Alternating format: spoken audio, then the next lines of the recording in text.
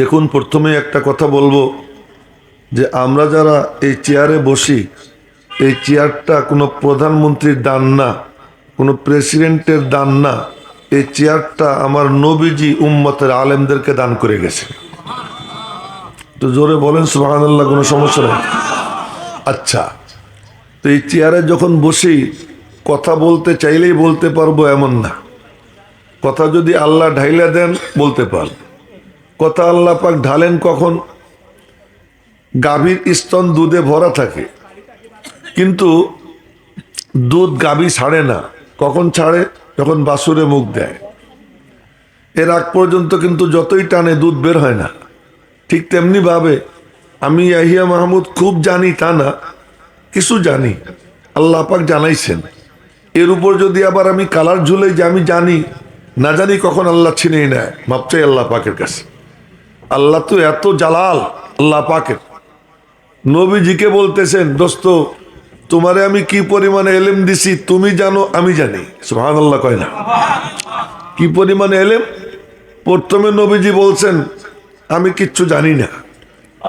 যখন জিবরাইল আসছে, আইসে বলে ইকরা, সবাই এদিকে তাকাইয়েন, মনোযোগ দিয়েন।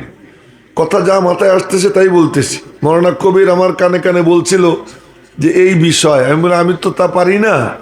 ওখানে বসার পরে মাথায় যা আল্লাহ ঢাইলা দেয় তাই বলবো। এখনো যা আল্লাহ ঢালতেছেন তাই বলতেছি। এগুলো আমার পরিকল্পনা ছিল না। তো বলতেছিলাম যে আগন্তুক আসে, এদিকে তাকান। ওই যে মুরব্বী, মোবাইলে কথা বলেন না, মোবাইল বাদ দিয়ে দেন, এখন পকেটে রাখেন, কাজ একটা করতে হয়। সবাই এদিকে তাকান। এই কথাটাই বলতেছি যে নবীজিকে আল্লাহ পাক কি দিলেন। প্রথমে বলতেছেন মা কুনতা তাদরি মাল কিতাবু ওয়াল ঈমান। এ দোস্ত তুমি তো জানতাই না, নবীজিকে বলতেছেন তুমি তো জানতাই না কিতাব কি জিনিস, ঈমান কি জিনিস। আমি না তোমার সিনার মধ্যে নূর দান করে দিলাম। জোরে একটু জোরে বলেন না সুবহানাল্লাহ। আচ্ছা, সুবহানাল্লাহ কেন বলাইছি পরে বলবো ইনশাআল্লাহ, আল্লাহ পাক তৌফিক দিলে। তো প্রথম বলছেন মা না বিকারি, মা না বিকারি, আমি পারি না পারি না পারি না। আর তিনবার জিব্রাইল বলছে ইকরা ইকরা ইকরা, পড়ো পড়ো পড়ো। তার মধ্যে প্রথমবার বলছে ইকরা, চাপ দেয় নাই। দ্বিতীয়বার বলছেন ইকরা, এক চাপ দিয়া। দ্বিতীয় চাপ দিয়ে তৃতীয়বারে বলেছেন ইকরা, এতটুকু। তো তিনবার হয়েছে ইকরা, চাপ হয়েছে দুইটা। বুঝছো কয়টা? দুইটা, যে পড়ো পড়ো। তিনবার বলছেন মা না বিকারি, এই পড়ার জগতের সাথে আমার কোনো সম্পর্ক নাই। কেমনে হবে সম্পর্ক? এখনো তো সুইচে চাপ দেয় নেই, লাইন টানা কমপ্লিট হয় নাই। লাইন টানা কমপ্লিট, তৃতীয় চাপ দিছে, লাইন কমপ্লিট হয়ে গেছে। এবার বলতেছেন এবারে সুইচে চাপ দিব, এবার দেখি পড়া পারেন না না পারেন। এবার সুইচে চাপ দিছেন কি ইকরা বিস্মি রাব্বিকাল্লাযী খালাক, পড়ো তুমি তোমার রব্বের নামে। রব্বের নাম যখন এসে যায়, সুইচে চাপ পড়ে যায়, 7 আসমানের দরওয়াজা খুলে যায়, 7 জমিনের দরওয়াজা খুলে যায়, নূরের ফোয়ারা নবীজির সিনার মধ্যে এসে হাজির হয়ে যায়। জোরে বলেন না সুবহানাল্লাহ। আচ্ছা, এখন বলতেছেন কি একদিন আমি আমারে চিনতাম না। আপনারা কি সবাই বোঝার জন্য প্রস্তুত আছেন? ওই যে একজন মোবাইল দেখে, ওই যে মোবাইল দেখে, এই যদি হয় অবস্থা, তো কথা বলবো কার সাথে? আমি তো আর সুর দিতে আসিনি, আপনাদের সাথে কয়টা কথা বলবো, আপনারা নিবেন। দেখেন যা বলতেছি, যেটা বলতেছি মনোযোগ দিয়ে শুনেন। বলতেছি না, বলাইতেছেন আল্লাহ তাআলা। যখনই আল্লাহর নাম আসছে, এবার নূর আসছে, এবার গেট খুলছে। এখন নবীজি মনে মনে বলেন সহসা আমি চিনিয়াছি আমারে, খুলিয়া গিয়াছে আমার সকল বাত। একদিন তো আমি আমারে চিনতাম না, এবার না চিনলাম। আমি এতক্ষণ বলছি জানি না জানি না জানি না, এবার আমি কত জানি জানো? বলে কত? উতীতু ইলমাল আউয়ালিন ওয়াল আখিরিন, আদম থেকে নিয়ে কিয়ামত পর্যন্ত যত মানুষকে যত ইলম দেওয়া হয়েছে, যত ইলম দেওয়া হবে, সব ইলম আমার আল্লাহ আমাকে দান করে দিয়েছেন। জোরে বলেন না সুবহানাল্লাহ।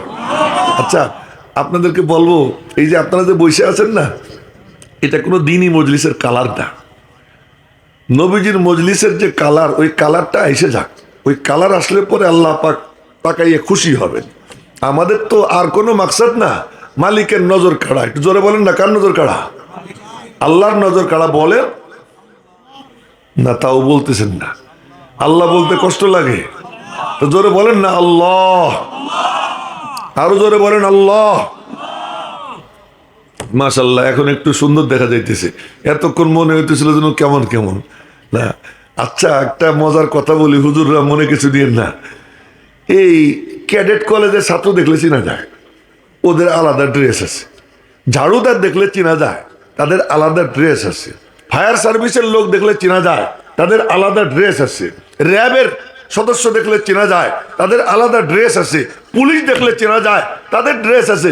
কিন্তু মসজিদে ঢুকলে দেখা যায় একজনের হাফ হাতা শার্ট, আর একজনের গায়ে খালি গেঞ্জি, আর একজনের নাভির নিচে প্যান্ট, আর একজনের টাকুর নিচে প্যান্ট, একজনের কালা, একজনের সাদা, একজনের মাথায় টুপি আছে, আর একজনের মাথায় পাগড়ি, আর একজনের মাথায় টুপিই নাই। এক ভ্যারাইটিস। কি ব্যাপার? মালিকের কাছে আসতে কোনো কালার লাগে না, বাকি সব জায়গায় কালার লাগে। সব জায়গায় ড্রেস কোড আছে। রব্বুল আলামিনের দরবারে যাবা, ওখানে কোনো ড্রেস কোড নাই।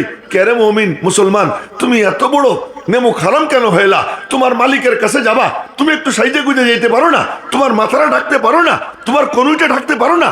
মেরে মোহতারাম ভাইও, খুব দুঃখ লাগে যখন মসজিদে মুসল্লি দেখি। আবার যখন মাহফিলে আসি তখনও কষ্ট লাগে।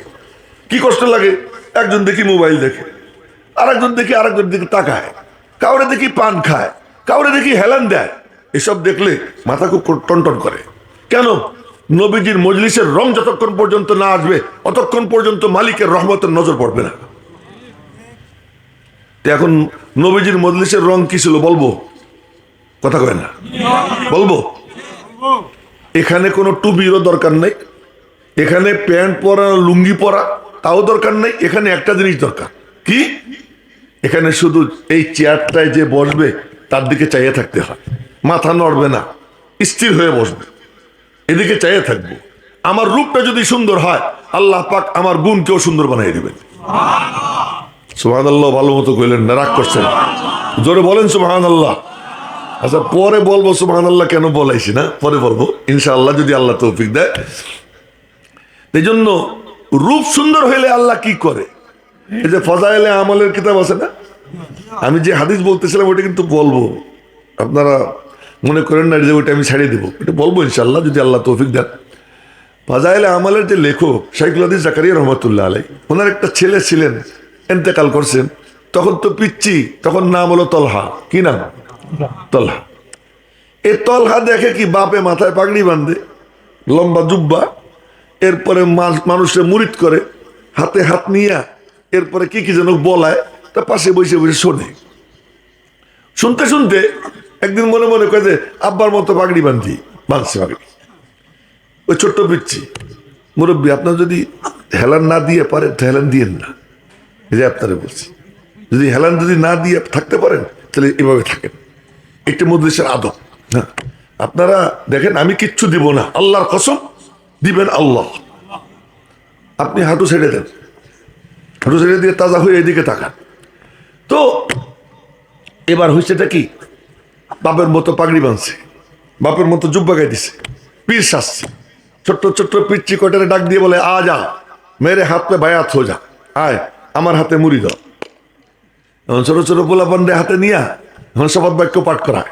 এক আল্লাহর উপরে ইমান আনলাম, আমি উর্দু বলতেছি না, বাংলা বলতেছি।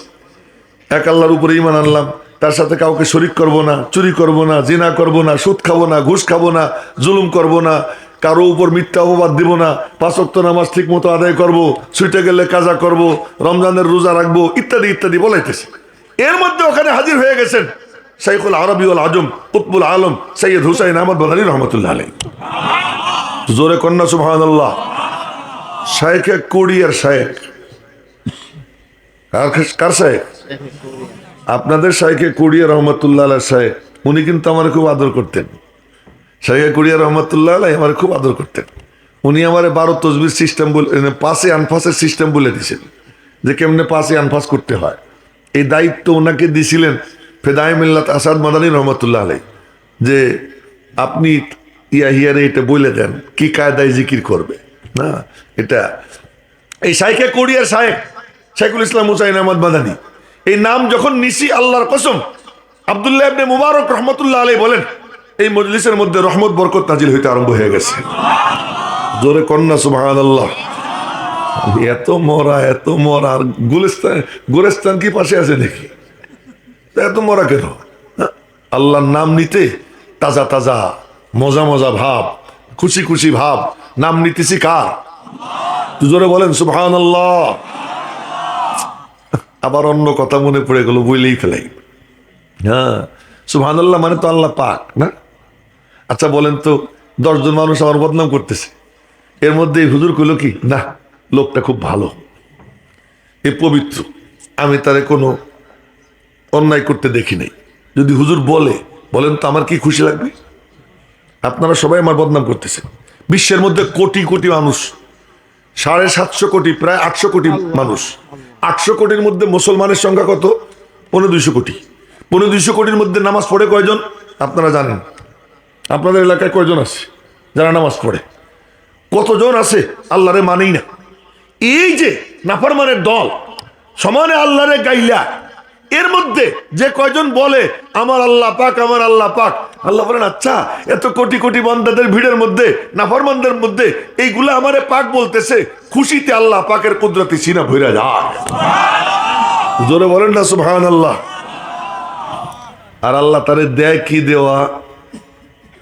এই তোরা পিছনের দিকে তাকাইছিস কে? আব্বারা কি রে, যুবকদেরকে বলতেছি, কি একটা ঘটছে, পিছনের দিকে তাকায়, এই দিকে তাকাও, সব হবে। ওলামা একরাম বসা আছেন, এটা একটা ইবাদত, ওলামা একরামের দৃষ্টি আকর্ষণ করব। আমি একটা বাক্য বলতেছি, আর রুয়াতু তুফিদু ক্বাবলার রিওয়ায়া। এই যে আমি ওয়াজ করতেছি না, এটারে বলে ভাষণ। কে ভাষণের আগে দর্শন, দর্শন মানে দেখা, আর রুয়াত মানে দর্শন। এই দর্শনটা ভাষণের আগে দিলের মধ্যে হেদায়েতের নূর বসে দেয়। যদি আজমত নিয়ে ভক্তি নিয়ে কেউ দেখে না, জোরে কন সুবহানাল্লাহ। সব বোন আমরা দেখতেছি না। আচ্ছা বলি আপনাদেরকে, সুবহানাল্লাহ বললে আল্লাহ কেমন খুশি হয়, কেমন খুশি হয় তার এক আজীব ঘটনা শুনে। ইউসুফ আলাইহিস ইসলামের নাম শুনছেন নি আপনারা? জি হয় না, শুনছেন, সবাই শুনছে। কোন মুসলমান শুনে নেই? সবাই শুনছে। ইউসুফ আলাইহিস ইসলামের ব্যাপারে লম্বা কাহিনী, ওই কাহিনী বলবো না। ইউসুফ আলাইহিস ইসলাম যখন খাদ্যমন্ত্রী, তখন ওনার কাছে লোকজন আসে, এসে লিস্ট পেশ করে যে ওনার কর্মচারীদের কাছে যে আমার পরিবারের সদস্য 10 জন, কেউ বলে 5 জন, তো জন প্রতি কথার কথা 3.5 কেজি করে দেয়। দিতে দিতে হঠাৎ এক যুবক আসছে, টকবকে তরুণ, এসে বলতেছে যে আমারে দেন। সদস্য কতজন? এতজন। ওই হিসেবে দিছে কর্মচারীরা। কয় এতে আমার হবে না, একটু বাড়াই দেন। কয় কেন? দেন না, আর একটু বাড়াই দেন। তো দিছে একটু বাড়াই। তো বলে কি না আরো দেওয়া লাগবে। আমরা আর দিবার পারবো না, আর যদি দিতে হয় তাহলে মন্ত্রীর কাছে যাও, ইউসুফ আলাইহিস সালামের কাছে যাও। চলে গেছে। আসসালামু আলাইকুম ইয়া নবী আল্লাহ। ওয়ালাইকুম আসসালাম। কি ব্যাপার? আপনার কর্মচারীদেরকে বললাম বাড়াই দিতে, অল্প কটা দিছে, আমার আরো লাগবে। দেখি তোর লিস্ট এত, তুই তো ভালোই পাইছিস, বেশি পাইছিস, আবার কি? দেন না আর একটু বাড়াইয়া। ইউসুফ আলাইহিস সালাম মনে মনে বললেন যে যুবক মানুষ আমার কাছে আসছে, আচ্ছা ওরা আর একটু বাড়াই দিই। এই কান খাই যাবি, খাই যা, আর একদিকে তাকাইস না, চোখ আমার দিকে, চোখ অন্যদিকে জন্য না যায়। এখন বাড়াই দেওয়ার পরে বলতেছে কি এতে হবে না, আরো দেন। আচ্ছা বলেন তো কেমন কারবার, আরো দেন। কেন তোমার এত দিব? এখন যা বলে, লাইন আরাফতানি লা আরদাইতানি, লাইন আরাফতানি লা আরদাইতানি, যদি আপনি আমারে চিনতেন তাহলে আপনি আমারে খুশি করে দিতেন। এখন ইউসুফ আলাইহিস সালাম বলে আচ্ছা বলো তুমি কে, পরিচয়টা দাও। মনে পড়ে জুলাইখা আটকাইছিল আপনারে 7টা গেট বন্ধ করে? হ্যাঁ মনে পড়ে। এরপরে বলছিল হাই তালাক, আইসো আমার সাথে অপকর্ম করো, আর আপনি বলছিলেন ক্বালা মাআযাল্লাহ ইন্নাহু রাব্বি আহসানা মাসওয়াই, আল্লাহর আশ্রয় চাইছিলেন। আল্লাহ পাক রব্বুল আলামিন বলেন ওয়ালাকাদ হাম্মাত বিহি ওয়া হাম্মা বিহা, জুলাইখা ঝুঁকে গেছিল, ইউসুফও ঝুঁকতো, যদি আমি আল্লাহ না বাঁচাইতাম। সুবহানাল্লাহ সুবহানাল্লাহ। এবার চিন্তা করেন, মাওলানা কবির দেওবন্দি নিজের উপরে এই আস্থা রাখতে পারে না যে আমি নিজে হেফাজতে থাকবো, হেফাজত করেনেওয়ালা কে? এই বুড়া হুজুর উনিও বলতে পারবেন না যে আমি আমার নিজের হেফাজত করে চলবো। না না না, নবীর কথা আল্লাহ বলতেছেন ওয়া হাম্মা বিহা, ইউসুফ ও ঝুঁকে পড়তো, যদি আমি আল্লাহ না বাঁচাইতাম। আমি কিন্তু তর্জমা করতেছি না, শুধু মতলব বলতেছি, আমি আল্লাহ যদি না বাঁচাইতাম। তখন জুলাইখা যখন ডাক দিছে তো উনি বললেন মাআযাল্লাহ, আল্লাহকে মাশাল্লাহ, তুই আমার কাছে আশ্রয় নিছিস, চল এবার দেখ আমি তোরে কেমনে বাঁচাই। সুবহানাল্লাহ। একজন কইতে গিয়ে মনে করে ভুল হয়ে গেছে, ভুল হয়েছে দেখি তো বলেন না ধরে সুবহানাল্লাহ সবাই।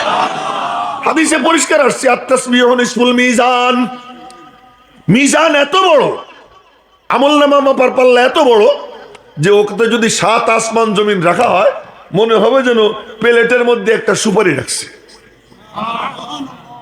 এ তো সুবহানাল্লাহ কয় না, কেমন মরার মরা, হ্যাঁ? সেই মিজান ভরে যাবে, অর্ধেকটা ভরে যাবে যদি কেউ সুবহানাল্লাহ ইখলাসের সাথে বলে।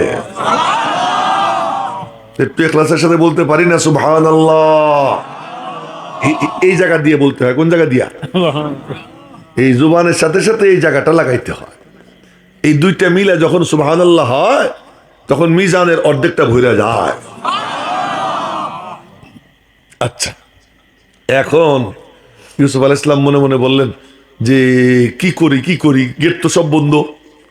তো মনে বলে কয় যে এর মধ্যে আল্লাহ কয় কি, দেখতো উপরের দিকে চাইয়া, উপরের দিকে তাকাইছে, দেখা যায় আব্বার ছবি দেখা যায়।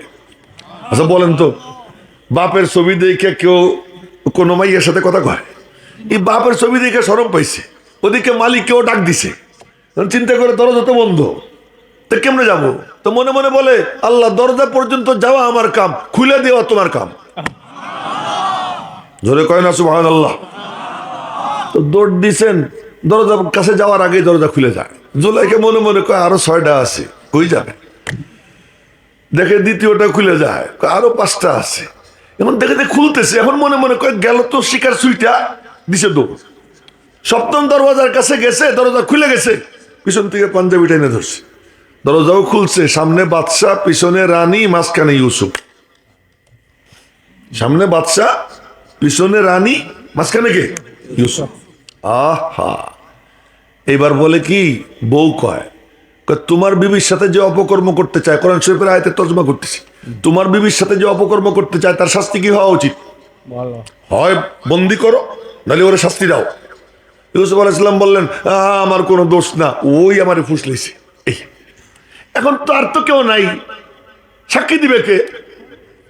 দোলনা একটা বাচ্চা দুলতেছিল, দোলনা ঝুলতেছিল, ওই দোলনার বাচ্চা গায়ে বাচ্চা কি বাচ্চা চমকে উঠছে, ওই পিচ্ছি ডাক দেয় বাচ্চা, এ বাচ্চা কি, দেখো তো পাঞ্জাবি সামনে ছেড়া না পিছনে ছেড়া? সুবহানাল্লাহ। আগামীকাল নাস্তা খেয়ে কইেন আপনারা, জোরে বলেন সুবহানাল্লাহ। বেপেদার ফরজন্দ পয়দা উকুনাদ, তিফলে রাদার মাহদে গুয়া উকুনাদ। আমার মালিকের শক্তির কোনো সীমা পরিসীমা নাই, কুদরতের কোনো সীমা পরিসীমা নাই, যা খুশি তাই করতে পারেন। পাতা দিয়াও কথা বলাইতে পারেন, বাচ্চা দিয়াও কথা বলাইতে পারেন, আল্লাহ পাক যা চান তাই করতে পারেন। তো এবার বলে বাচ্চা দেখেন তো পাঞ্জাবি সামনে ছেঁড়া না পিছনে ছেঁড়া? যদি সামনে ছেঁড়া হয় তাহলে ইউসুফ কালপিট, আপনার বিবি ঠিক।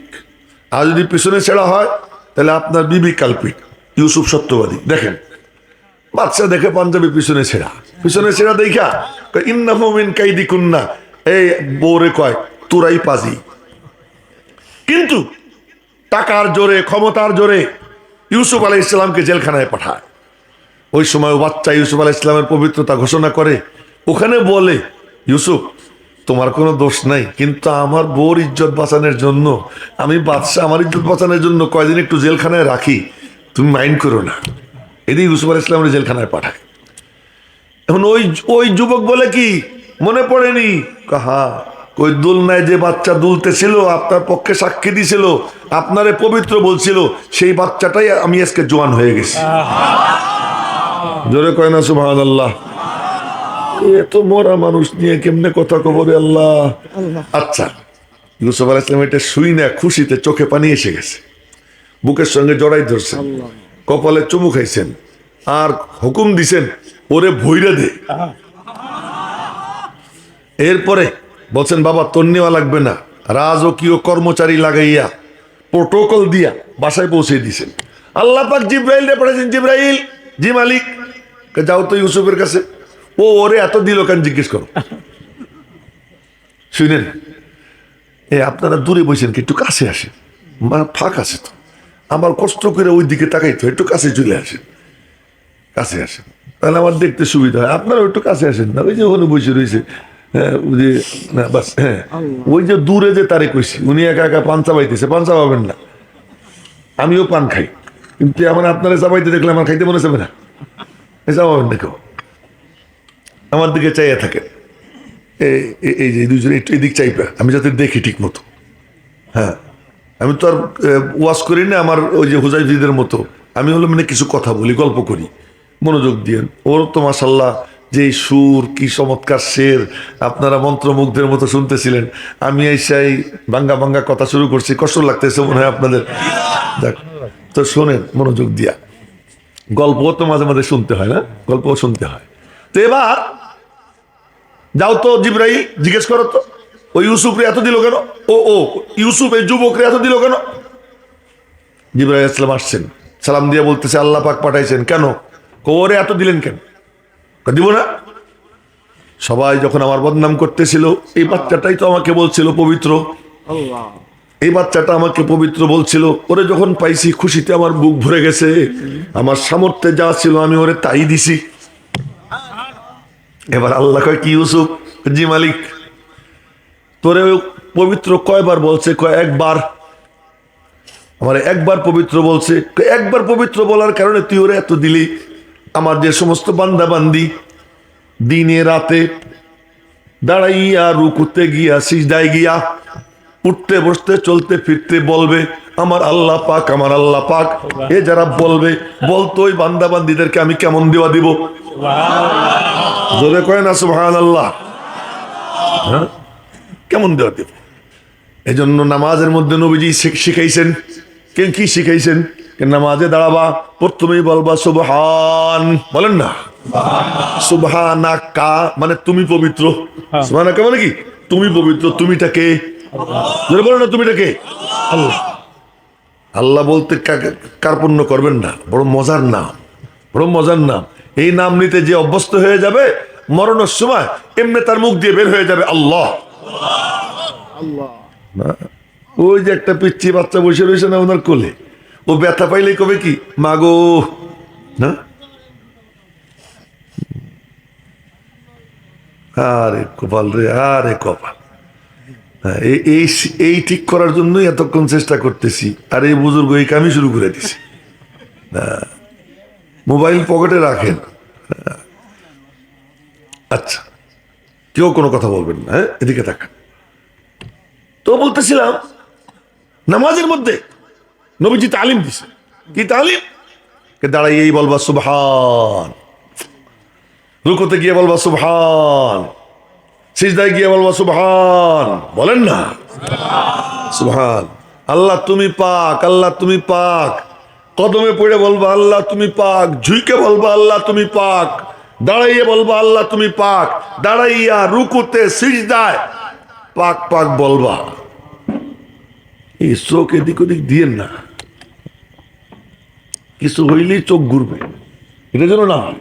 এই পাক যে বলবে আল্লাহ পাক, তারে একদিকে পবিত্র বানাবেন, অপরদিকে আল্লাহ বলতে অভ্যস্ত হওয়ার বরকতে মরণের সময় আজরাইল যখন চাপ দিবে তখন ব্যথা পাবে।